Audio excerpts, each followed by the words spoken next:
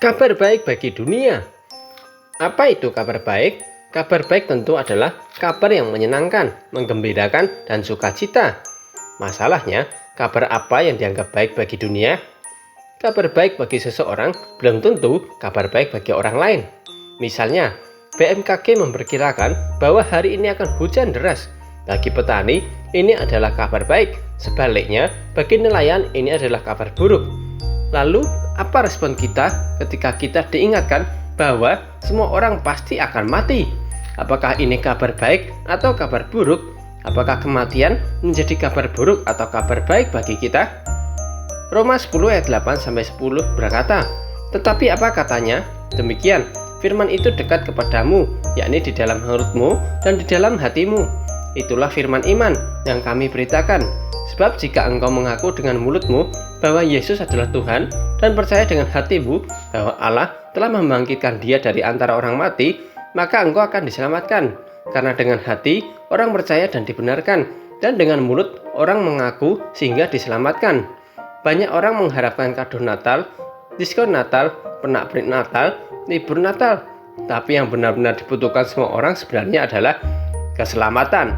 Sadar tidak sadar, semua orang pasti akan menghadapi kematian, entah cepat, entah lambat, dan entah di mana dan bagaimana. Itulah alasan mengapa seharusnya kabar baik yang benar adalah tentang Yesus sang juru selamat. Ketika kita percaya Yesus, kabar kematian yang sebelumnya menjadi kabar buruk justru sekarang berbalik menjadi kabar baik. Karena bagi orang percaya, kematian sama dengan kebangkitan. Inilah lahir baru. Diri kita yang lama telah mati dan kini kita telah dilahirkan kembali dan menanti Yesus.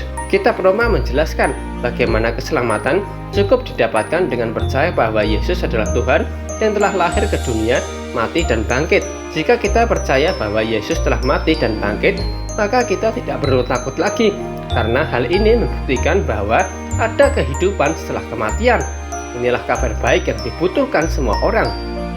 Roma 10 ayat 11-13 berkata, "Karena kitab suci berkata, siapa saja yang percaya kepada Dia tidak akan dipermalukan, sebab tidak ada perbedaan antara orang Yahudi dan orang Yunani, karena Tuhan yang sama adalah Tuhan dari semua orang dan bermurah hati kepada semua orang yang berseru kepadanya. Sebab siapa saja yang berseru kepada nama Tuhan akan diselamatkan." Dan kabar baik ini tidak hanya untuk segelintir orang. Memang benar, keselamatan datang dari bangsa Yahudi, tapi keselamatan tidak hanya bagi bangsa Yahudi. Tidak peduli siapa kita, asal kita dari kebangsaan apa, warna kulit apa, cukup kita berseru bahwa Yesus adalah juru selamat. Tapi bagaimana cara seseorang berseru jika mereka belum percaya? Dan bagaimana mereka percaya jika belum mendengar kabar baik? Siapa yang harus memberitahu mereka? Roma 10 ayat 14-15 berkata, "Tetapi bagaimana orang dapat berseru kepada Dia yang belum mereka percayai? Bagaimana orang dapat percaya kepada Dia yang belum pernah mereka dengar? Bagaimana orang mendengar tentang Dia jika tidak ada yang memberitakannya? Dan bagaimana orang dapat memberitakannya jika tidak diutus?"